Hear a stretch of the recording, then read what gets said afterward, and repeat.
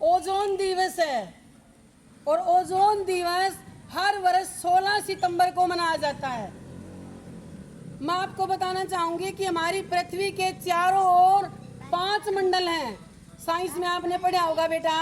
Number 1 क्षोभ मंडल, number 2 समताप मंडल, number 3 मध्य मंडल, number 4 ion मंडल और नंबर 5 बाह्य मंडल।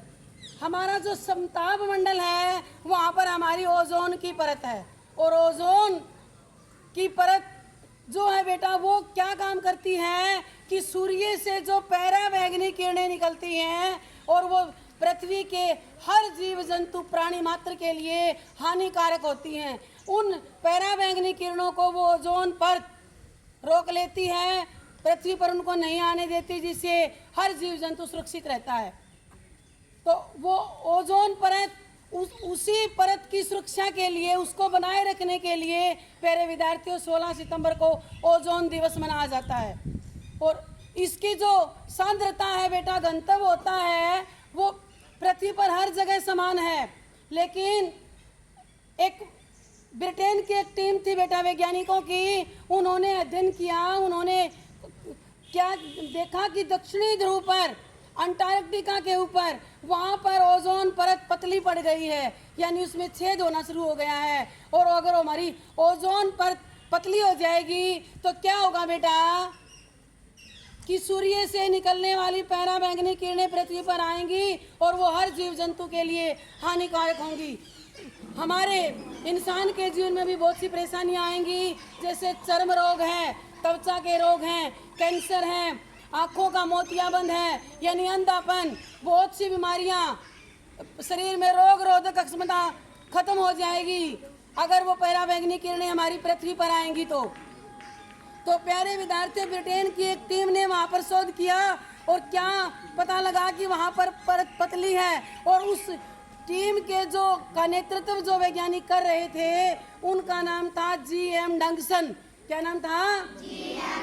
और उन्हीं के नाम पर उन्होंने वहाँ की सांद्रता यानी घनत्व को जब नापा तो इसीलिए घनत्व और सांद्रता को नापने की इकाई का नाम ही डंगसन रखा गया उस वैज्ञानिक के नाम पर।